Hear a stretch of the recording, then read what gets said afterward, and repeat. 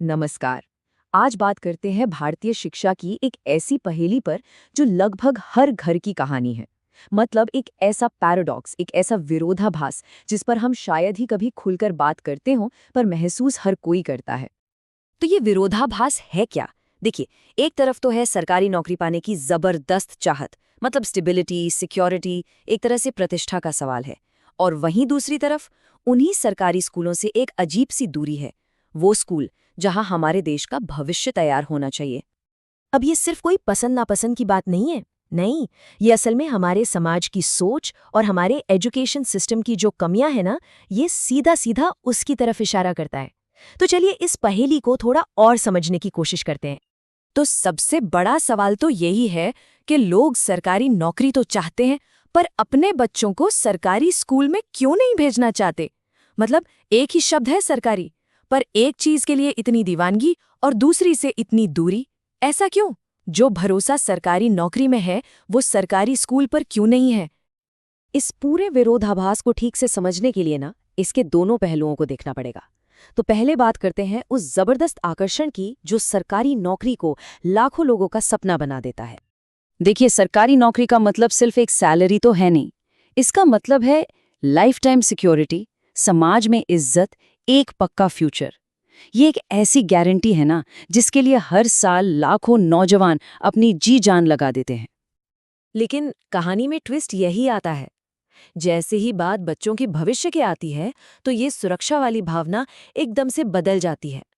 सरकारी स्कूलों की क्वालिटी को लेकर इतना गहरा अविश्वास है कि पेरेंट्स प्राइवेट स्कूलों की तरफ भागते हैं। उन्हें एक डर सा लगता है कि यहाँ उनके बच्चे का भविष्य शायद सेफ नहीं है। और जानते हैं, इसी अविश्वास ने प्राइवेट स्कूलों के लिए एक बहुत बड़ा बाजार खड़ा कर दिया। तो सवाल ये उठता है कि ये जो प्राइवेटाइजेशन हुआ, ये क्यों हुआ? क्या ये एक ज़रूरत थी, या फिर ये सरकारी सिस्टम के फेल होने का नतीजा था? अच्छा, इसके पीछे वजहें कई हो सकती हैं। क्या ऐसा था कि अच्छी एजुकेशन की डिमांड ही बढ़ गई थी, या फिर प्राइवेट स्कूलों ने क्वालिटी का एक ऐसा वादा किया जो बहुत लुभावना था, या फिर सीधी सी बात ये थी कि सरकारी सिस्टम ही नाकाम हो गया था और लोगों के पास कोई और ऑप्शन ही नहीं बचा?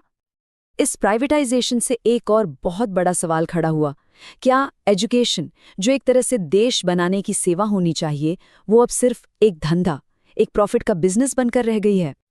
और ये सवाल बहुत ज़रूरी है ना?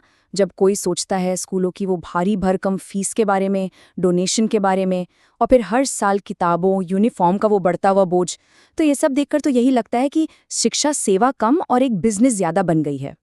तो ये सवाल आता है मन में कि क्यों पढ़ाई को पैसों का धंधा बना लिया गया है। और सच कहूं तो ये सिर्फ एक सवाल नहीं है, ये लाखों लोगों का दर्द है। ये एक लाइन ना इस पूरी बहस के इमोशनल पहलू को सामने ले आती है।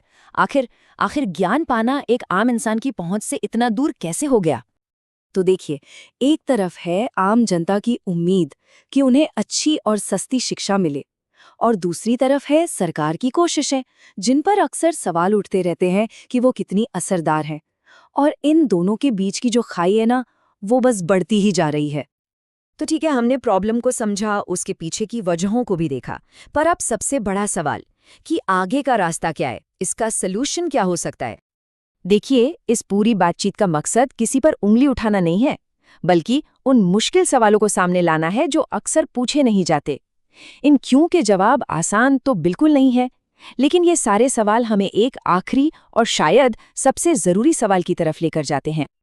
और वो सवाल ये है कि इस पूरे सिस्टम को बदलने की जिम्मेदारी आखिर है किसकी? क्या ये सिर्फ सरकार का काम है, या समाज का, या फिर हम सब की?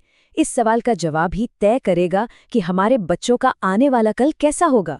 इस पर सोचना बहुत जरूरी है।